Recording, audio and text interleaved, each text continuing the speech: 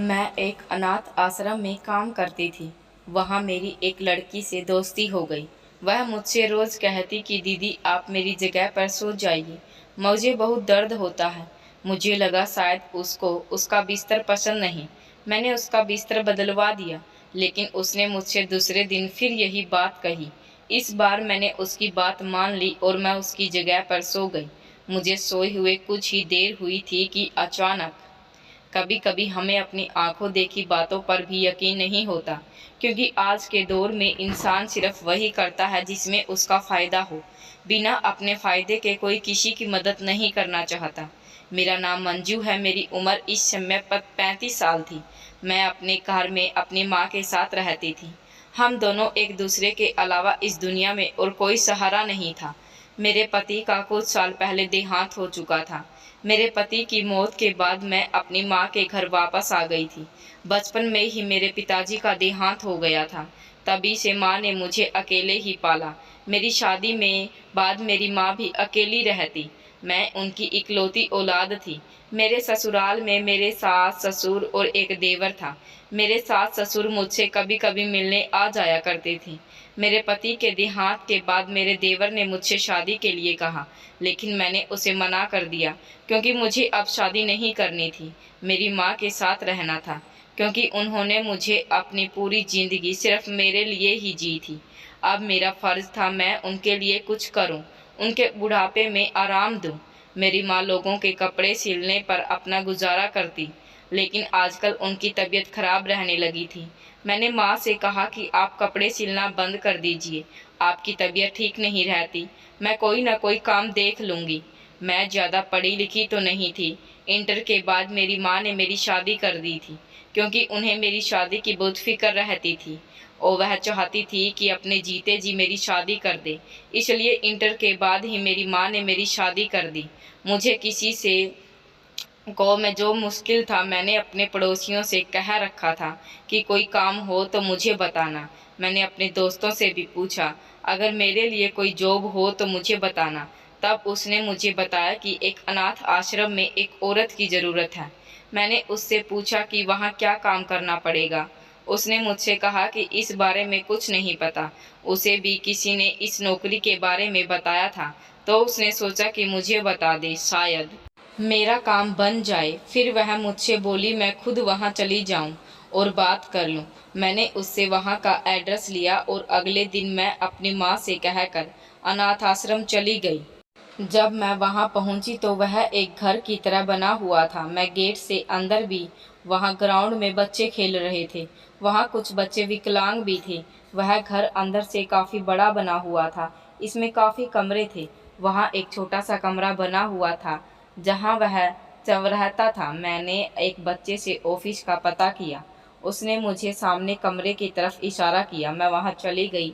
अंदर देखा तो वहाँ एक मैडम बैठी थी। मैंने उनसे अंदर आने का पूछा तो उन्होंने मुस्कुरा कर कहा कि आ जाओ। मैंने उन्हें बताया कि मैं नौकरी के लिए आई हूँ। उन्होंने मुझसे मेरा नाम, मेरी पढ़ाई के बारे में पूछा, तो मैंने उन्हें सब कुछ बता दिया। उन्होंने मुझसे कहा कि ठीक है, तुम कल से आ जाना, लेकिन हमारे यहाँ जो लेडीज़ काम करती हैं उन्हें यहीं रुकना पड़ता है, सिर्फ संडे में ही अपने घर जा सकती हैं। मुझे उनकी यह बात सुनकर माँ का ख्याल आया। मैं अपनी माँ को घर पर अकेला कैसे छोड़ सकती हूँ? उनकी तो तबीयत भी ठीक नहीं रहती।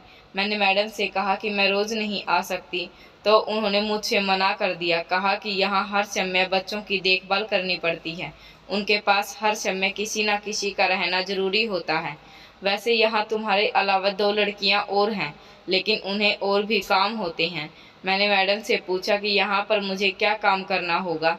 मैडम ने कहा यहाँ तुम्हें रुकना पड़ेगा, क्योंकि बच्चों को खिलाने पिलाने की जिम्मेदारी तुम्हारी ही होगी और तुम्हें बच्चों को खिलाना पिलाना भी होगा, बच्चों का ख्याल रखना होगा। इसके अलावा और काम नहीं होगा। मैंने उनसे और कुछ बातें की और फिर से वहाँ से उठकर अपने घर आ गई। मुझे वहाँ रुकने पर कोई ऐतराज़ नहीं था, लेकिन अपनी माँ की फ़िक्र थी। मैं उन्हें अकेला नहीं छोड़ सकती थी। जब मैं घर आई तो माँ ने मुझसे पूछा कि क्या हुआ, तुम नौकरी के लिए गई थी, नौकरी मिली या नहीं? मैंने माँ को सब कुछ बता दिया। मैंने कहा अगर तुम्हें यह नौकरी पसंद आई है तो पैसे भी सही मिल रहे हैं, तो तुम यह नौकरी कर लो, मेरी फ़िक्र मत करो। मैं अकेले रह लूँगी। मैंने उनसे कहा कि आपके लिए खाना कौन बनाएगा, मुझे वहाँ 24 घंटे रहना होगा। मैंने कहा तुम फिक्र मत करो, मैं अपने लिए खाना खुद बना लूँगी। वैसे भी मैं सारा दिन खाली ही रहती हूँ। तुमने मेरा सिलाई का काम भी छुड़वा दिया, क्या मैं अपने लिए खाना भी नहीं बना सकती? मैंने कहा ठीक है, आप बहुत ख्याल रखना और दवाई भी समय पर लेते रहना। मैं अपने कमरे में आई। मैंने अपनी अलमारी से अपने कुछ कपड़े निकाल कर बैग में रख लिए और कुछ ज़रूरत का सामान भी रख लिया। अगले दिन मैं अपनी माँ से मिली और अनाथ आश्रम के लिए निकल गई। मैं वहाँ जाकर मैडम से मिली। मैडम ने मुझे मेरा काम समझा दिया, मुझे मेरा कमरा भी दिखा दिया। मैं अपने कमरे में गई और मैंने सामान्य अपने कपड़े पहने।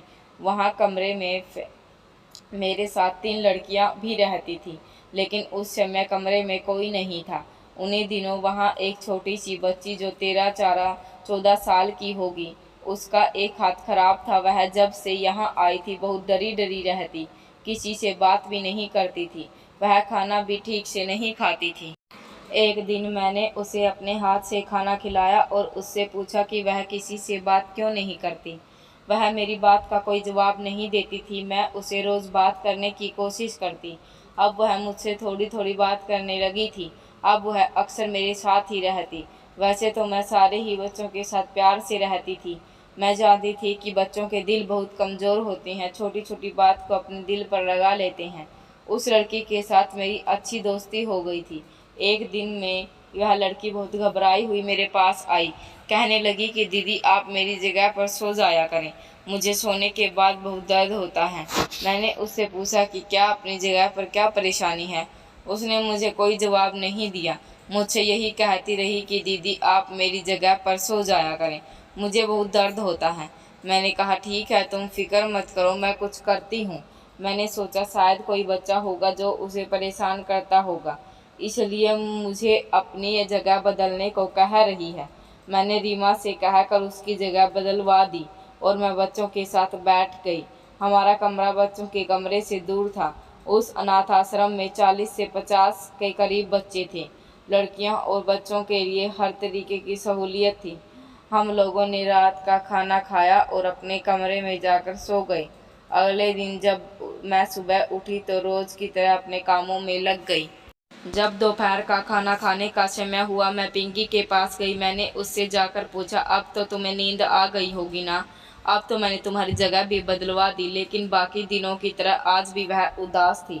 उसने मुझसे अभी भी वही बात की, दीदी आप मेरी जगह पर सो जाया करें, मुझे बहुत दर्द होता है। मैंने उससे पूछा कि बात क्या है दीदी, आप मेरी जगह पर सो जाया करें, तुम्हें किसी बच्चे ने परेशान किया है? इतने में मैडम मेरे पास आ गई और मुझसे कोई जवाब नहीं दिया और अपने परेश बच्चे अपने कमरे में चली गई। जब भी पिंकी मुझे मिलने आती या बात कहती, लेकिन मैं उसकी बात टाल देती। मुझे लगा शायद वह यहाँ रहना नहीं चाहती, इसलिए वह मुझसे यह सब बात कहती हैं। लेकिन मैं यह भी सोचती थी कि उसे यहाँ क्या परेशानी हो सकती है, यहाँ तो सब बच्चे बहुत खुश रहते हैं। फिर मैंने सोचा क्यों ना आज मैं पिंकी के बिस्तर पर सो कर देखूं, पता चल जाए वह झूठ बोलती है या सच। अपने कमरे में अपने बेड पर सुला दिया और उसकी जगह जाकर लेट गई। थोड़ी देर बाद ही मेरी नींद खुल गई और मुझे सोए हुए देर हुई थी। मुझे ऐसा लगा कि किसी ने मेरे मैंने चादर हटाकर देखा तो वहाँ मुझे कुछ लोग नजर आए। वह लोग आपस में कुछ बातें कर रहे थे, लेकिन मैं उन्हें ठीक से नहीं देख सकी। उससे पहले ही मैं बेहोश हो गई। अगली सुबह जब मैं उठी मुझे अपनी जगह पर ही सो रही थी। मेरे सर में हल्का सा दर्द था, आंखें लाल हो रही थी, मुझे अपनी तबीयत कुछ खराब लग रही थी। मैंने उठकर हाथ धोले, नाश्ता किया और दवाई ली और रोज़ की तरह अपने कामों में लग गई, क्योंकि मुझे रात के बारे में कुछ भी याद नहीं था। दोपहर के समय पिंकी मेरे पास आई और मुझसे पूछने लगी कि दीदी आपको भी दर्द हुआ? आज तुम अपनी जगह पर सो गई थी और आगे से मुझसे ऐसी कोई बात नहीं करना। वह अपना छोटा सा मुंह कमरे में लेकर चली गई। मैं सोचने लगी कि आखिर मेरे साथ रात में क्या हुआ, मुझे कुछ याद क्यों नहीं आ रहा। अगले दिन संडे था। मैं अपने घर अपनी माँ से मिलने चली गई। जब मैं घर पहुँची तो मेरी माँ मुझे देखकर बहुत खुश हुई और मुझे नौकरी के बारे में पूछने लगी। मैं वहाँ खुश तो हूँ ना, मुझे ज़्यादा काम तो नहीं करना पड़ता, मैंने अपनी माँ को कहा कि वहाँ के बारे में बताया और खर्चे के पैसे माँ के हाथ में दिए। मेरी माँ बहुत खुश हुई और मुझे दुआएं देने लगी। अगले दिन मैं आश्रम के लिए निकल गई। वहाँ जाकर मैं अपने कामों में लग गई। शाम का खाना खाने के लिए जब हम लोग गए तो मैंने रवीना और पिंकी से पूछा। उन्होंने मुझे बताया कि तुम्हें नहीं पता, उसने तो एक आदमी ने अडॉप्ट कर लिया है और वह जा भी चुकी है। वह सुनकर बहुत उदास हुई क्योंकि मैं पिंकी के बहुत करीब हो गई थी। लेकिन कहीं न कहीं मुझे इस बात की खुशी भी हुई कि पिंकी को माता पिता मिल गए होंगे और अब वहाँ जाकर अच्छा जीवन व्यतीत करेगी। अब वह पढ़ लिख कर अपने जीवन में कुछ बन जाएगी। मुझे पिंकी की बहुत याद आती थी, लेकिन मैंने और बच्चों में अपने आप को बिजी कर लिया था। यहाँ मुझे एक बात बहुत हैरान करती थी। यहाँ रोज़ाना बहुत से बच्चे आते और रोज़ाना बहुत से बच्चे अडॉप्ट कर लिए जाते। वरना लोग अनाथ आश्रम में गोद लेना नहीं चाहते और अगर लेकर भी जाते हैं तो उन्हें नौकर बनाकर रखते हैं। लेकिन यहाँ तो रोज़ाना बहुत से बच्चे अडॉप्ट होते हैं और हद से ज़्यादा बच्चों को अपनी संतान बनाकर ही लेकर जाते हैं। मुझे यह बात बहुत परेशान कर रही थी। मैं जानना चाहती थी कि आखिर मसला क्या है, लेकिन यहाँ किसी से पूछ भी तो नहीं सकती थी। अगर मैं ज़्यादा छानबीन करती तो मेरी नौकरी खतरे में आ जाती और मुझे इस नौकरी की बहुत ज़्यादा ज़रूरत थी। अगर मेरी यह नौकरी छूट जाती तो पता नहीं मुझे कहीं और नौकरी मिलती भी या नहीं। एक दिन मैंने रवीना से पूछ ही लिया, यहाँ इतने सारे अडॉप्ट कैसे होते हैं? वरना लोग तो अनाथ बच्चों को लेना भी नहीं चाहते। रवीना ने कहा कि यहाँ की मैडम बहुत अच्छी है। वह बहुत लोगों को जानती है, जिस वजह से यहाँ अडॉप्शन होते रहते हैं। और वैसे भी दुनिया में बुरे लोगों के साथ अच्छे लोग भी होते हैं। हो सकता है भगवान उनके दिल में अनाथ बच्चों के लिए दया डाल देता हो। उसकी बात सुनकर मैं खामोश हो गई। मुझे यहाँ उनके दिल काफ़ी समय हो गया था। यहाँ रोज़ ही बच्चे आते जाते रहते थे। एक दिन एक बच्ची मेरे पास आई जो लगभग 12 साल की होगी। वह मुझे आकर कहने लगी, दीदी मुझे अपने बिस्तर पर सुला दो, मुझे दर्द होता है। मैं उसकी यह बात सुनकर हैरान हो गई, क्योंकि यही बात मुझसे पिंकी भी कहा करती थी। मैंने उससे पूछा, बेटा दर्द कैसा होता है? क्या तुम्हें कोई और बच्चा परेशान करता है? क्या तुम्हें बिस्तर में कुछ चुभता है? यह बच्ची रोने लगी और रोते रोते मुझे बताया, उसे ऐसा लगता है उसे किसी ने इंजेक्शन लगाया हो। फिर उसके बाद उसे कुछ याद नहीं रहता। जब सुबह होती है तो पूरे शरीर में दर्द होता है। मेरे दिमाग में ऐसी बात आई जो मैं सोच भी नहीं सकती थी। मैंने खुद से ही सवाल करके खुद ही जवाब दिया कि नहीं, ऐसा नहीं हो सकता। यहाँ ऐसा कौन कर सकता है? यहाँ तो बच्चों की हर तरह से ख्याल रखा जाता है। फिर ऐसी दरिंदगी इनके साथ कौन कर सकता है? मैं उस बच्चे को अपने कमरे में लेकर गई और दरवाज़ा बंद कर लिया। मैंने उसके कपड़े उतार कर देखा तो उसके जिस्म पर कुछ निशान थे। मैं समझ गई कि उसके साथ कुछ गलत हुआ है। मैंने उससे कहा, तुम फिक्र मत करो, मैं रात को तुम्हारे साथ ही सोऊंगी, घबराओ नहीं और तुम यह बात अभी किसी को मत बताना। उस बच्चे की यह हालत देखकर मुझे रोना आ रहा था, लेकिन मैंने खुद को शांत किया और मन ही मन में सोच लिया, इसके साथ जो कुछ भी हुआ है वह मैं पता लगा कर ही रहूँगी। इस बच्ची के साथ जिसने भी गलत किया है उसको छोड़ूंगी नहीं। जब रात हुई तो मैं बच्चों के कमरे में जाकर उस लड़की से थोड़ी दूर लेट गई। मैंने किसी को इस बारे में नहीं बताया था। मैंने अपने ऊपर चादर ढाँप ली। मुझे नींद नहीं आ रही थी। आधी रात होने को आई थी। रात के 2 बजे का समय था। तभी मुझे किसी के दरवाज़ा खोलने की आवाज़ आई। जब मैंने चादर से चुपके से देखा, वहाँ 2 आदमी उस बच्चे की तरफ आ रहे थे। वह दोनों आदमी उस बच्चे के पास गए और उसका मुँह बंद किया। फिर उसे इंजेक्शन लगा दिया। कुछ देर बाद उसको गोद में उठाकर कमरे से बाहर निकल गई। यह देखकर तो मेरे होश उड़ गए और मैं जल्दी से अपनी जगह से उठी और उन दोनों आदमियों का पीछा करने लगी। वह दोनों आदमी वही थे जो यहाँ अनाथ बच्चों को लेकर आते थे। मैंने सोचा कि यह बात मैडम को बताती हूँ। मैं जब तक मैडम को जगाती, जब सब कुछ बताती, तब तक वह मैडम को ले निकल जाते। इसलिए मैंने उनका पीछा करना ही सही समझा। जब मैं उनका पीछा करते करते बाहर निकल गई तो मुझे देखकर बहुत हैरानी हुई कि वॉचमैन से वो बात कर रहे हैं। यह सुना उनके बाहर जाने के लिए वॉचमैन ने गेट भी खोल दिया। तब मैं समझ गई कि वह वॉचमैन और मैडम जी भी इन सब में मिले हुए हैं। उनके निकलने के बाद ही मैंने गेट बंद कर दिया। मैं दूसरे गेट से बाहर गई तो सामने ही मुझे वह दोनों आदमी दिखाई दिए। मैं उनके पीछे पीछे जाने लगी। आश्रम से थोड़ा आगे चलकर एक घर था जहाँ कोई नहीं रहता था। वह लोग उस घर में चले गए और अंदर से दरवाज़ा बंद कर लिया। मैंने घर के चारों तरफ देखा, शायद कोई दरवाज़ा मुझे मिल जाए अंदर जाने के लिए। तब मुझे एक दरवाज़ा दिखा जो कि टूटा हुआ था। मैं उसी से कूदकर अंदर चली गई। पूरे घर में अंधेरा था। अंदर जाकर मैंने देखा एक लाइट जल रही थी। मैं उस कमरे की तरफ गई तो उसका दरवाज़ा भी अंदर से बंद था। मैंने खिड़की से झांक कर देखा तो मेरे होश ही उड़ गए। वहाँ दो आदमी थे। एक आदमी खड़ा था और दूसरा आदमी बच्ची के साथ गलत काम कर रहा था। यह देखते ही मेरी चीख निकल गई। मैंने बिना कुछ सोचे समझे खिड़की से आवाज़ लगा दी। उनसे कहा कि छोड़ दो बच्ची को, वरना मैं पुलिस बुला लूँगी। उन्होंने मुझे देखा, मुझसे कहने लगे कि तुम यहाँ कैसे आ गई यहाँ। मैंने कहा छोड़ो बच्ची को। उनमें से एक आदमी मेरे पास आया और मेरे सर पर जोर से कुछ मारा, जिससे मैं बेहोश हो गई। और जब मुझे होश आया तो मेरा सर घूम रहा था। आंखों के सामने अंधेरा छाया हुआ था। मैंने हिम्मत करके उठने की कोशिश की। जब उठकर देखा तो मैं एक अंधेरे कमरे में थी। मुझे बेहोश होने से पहले का सब कुछ याद आ गया। मैं उस बच्ची के बारे में सोचने लगी। पता नहीं इन जालिमों ने उस बच्चे के साथ क्या किया होगा। वह किस हाल में होगी।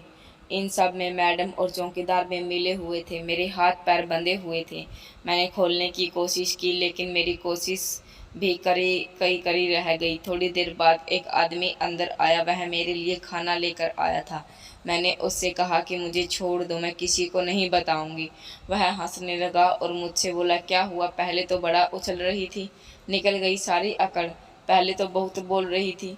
मैं उनकी बात सुनकर रोने लगी। इस समय मैं कुछ भी नहीं बिगाड़ सकती थी, क्योंकि मेरे हाथ पैर बंधे हुए थे और वह बहुत खतरनाक और जालिम थे। मेरे साथ कुछ भी कर सकते थे। उस आदमी ने मुझसे कहा, यह लो खाना खा लो, रोने के लिए भी तो ताकत चाहिए होती है। फिर उन्होंने मेरे हाथ खोले और खाने की थाली मेरे हाथ में देकर वहाँ से चले गए।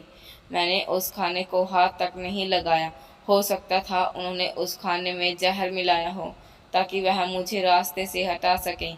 अब मैं उनकी सारी हकीकत जान चुकी थी। वह लोग मेरे साथ कुछ न कुछ ज़रूर करते। अचानक मुझे पिंकी की याद आ गई। जब मुझे उसके दर्द का महसूस हो रहा था। बच्ची एक तो लावारिस, ऊपर से उसके साथ इतना गलत हुआ। भगवान इन्हें कभी माफ़ नहीं करेगा। मैं सोच भी नहीं सकती थी कि मैडम जी इन सब में मिली हुई होंगी। मैंने सोचा कि कैसे भी करके मुझे यहाँ से निकलना होगा, वरना यह लोग मुझे भी मार डालेंगे। मैं दरवाज़ा खोलने गई तो दरवाज़ा बाहर से बंद था। मैंने कमरे की चारों तरफ देखा, वहाँ मुझे कुछ नज़र नहीं आया। ऊपर की तरफ देखा, वहाँ मुझे एक खिड़की दिखाई दी, लेकिन वह बहुत ऊपर थी। फिर मैंने कमरे में देखना शुरू किया, जिस पर चढ़कर मैं खिड़की से बाहर जा सकती थी। मुझे वहाँ एक स्टूल रखा हुआ दिखाई दिया। मैंने खिड़की की तरफ रखा और उस पर चढ़कर खिड़की से बाहर देखा, लेकिन वहाँ कोई नहीं था। मैंने उनका शीशा तोड़ा और खिड़की से बाहर कूद गई। कूदने की वजह से मेरी टांग में चोट लग गई और मुझे चला भी नहीं जा रहा था। लेकिन मैं अपनी परवाह किए बगैर गेट की तरफ गई। गेट भी बंद था। फिर मैंने वहाँ से निकलने का दूसरा दरवाज़ा ढूंढा। पीछे की तरफ एक दरवाज़ा था जिससे मैं बाहर आई। थोड़ा आगे चलकर ही अनाथ आश्रम था। गेट पर वॉचमैन बैठा रहता था। अगर वह मुझे देख लेता तो दोबारा से मुझे पकड़वा देता। इसलिए मैंने अपना मुँह दुपट्टे से कवर किया और छुप छुपा कर वहाँ से निकल गई। मैं पुलिस स्टेशन की तरफ गई, क्योंकि मैं बच्चों को ऐसे ही नहीं छोड़ सकती थी। वहाँ बच्चों के साथ बहुत गलत हो रहा है और यह सब पुलिस को बताना बहुत ज़रूरी था। पुलिस स्टेशन वहाँ से काफ़ी दूर था। मैं पैदल चलकर पुलिस स्टेशन पहुँची। मुझे वहाँ जा बहुत आधा घंटा इंतज़ार करना पड़ा। वहाँ बैठे लोगों ने मुझे डर लग रहा था, क्योंकि वहाँ सारे मुजरिम थे। मैंने इंस्पेक्टर को सारी बात बताई। इंस्पेक्टर ने कहा कि क्या तुम्हारे पास इन सब का कोई सबूत है? मैंने कहा नहीं, इसका कोई सबूत नहीं। उन्होंने कहा हम तुम्हारी बात कैसे मान लें? हो सकता है तुम झूठ बोल रही हो और उन लोगों को फंसाना चाहती हो। मैंने इंस्पेक्टर साहब को समझाया, मैं आपको झूठ क्यों बोलूँगी? इन सब कुछ में मेरा क्या फ़ायदा हो सकता है? मैं तो सिर्फ मासूम बच्चों को बचाना चाहती हूँ जिस पर बहुत ज़्यादा जुल्म हो रहा है। मैं उन लोगों के खिलाफ गवाही देने के लिए भी तैयार हूँ। इंस्पेक्टर साहब ने कहा, बिना सबूत के हम किसको इसका कुछ नहीं बिगाड़ सकते। अदालत में सबूत चलते हैं। इंस्पेक्टर ने मेरी सारी बात सुनकर कुछ देर सोचा और फिर एफआईआर लिखी और उन्होंने मुझसे कहा, वह लोग तुम्हें नुकसान पहुंचा सकते हैं, तुम अपना ध्यान रखना। मैं वहां से अपने घर गई। मैंने अपना सारा सामान लिया और अपनी माँ का सामान लिया और माँ के साथ वहां से निकल गई, क्योंकि हो सकता था वह लोग मेरे घर पहुंच जाते। मैं अपने एक दोस्त के यहाँ चली गई। मेरी माँ ने मुझसे पूछा, क्या हुआ बेटा, तुम इस हालत में और इतनी जल्दी में, तुम्हारे साथ क्या हुआ है? मैंने कहा, आप चलिए, मैं रास्ते में आपको पूरी बात बताती हूँ। फिर मैंने उन्हें रास्ते में सारी बात बता दी। वह मुझे शाबाशी देने लगी और मुझसे कहने लगी कि तुमने जो किया सही किया, जालिमों के साथ ऐसा ही होना चाहिए, तुम उन्हें सज़ा दिलाकर ही रहना। कुछ दिनों बाद पुलिस वहाँ भेस बदल कर गई। उन्होंने मैडम से बात करके उन्हें एक बच्ची चाहिए और वह उस बच्चे को विदेश ले जाकर बेच देंगे, इसलिए वह मुँह मांगी रकम देने को भी तैयार हैं। मैडम ने भी बच्ची देने की हामी भर दी और बात करते करते उनसे यह भी कहा कि आपको और भी बच्चे चाहिए तो वह भी मिल जाएंगे। हमारे यहाँ हम बच्चों से हर तरीके का काम करवा लेते हैं। पुलिस वालों ने सब कुछ रिकॉर्ड कर लिया और वहाँ से आ गए।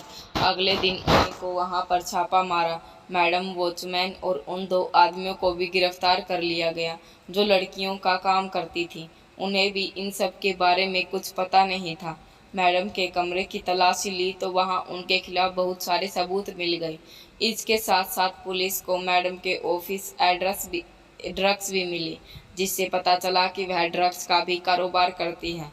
उन्हें अदालत में पेश किया गया। अदालत में पता चला कि वह मासूम बच्चों की ब्लू फिल्म भी बनाती है, जिससे वह बाहर विदेश में बेच देती है और इससे वह करोड़ों रुपए कमा रही थी।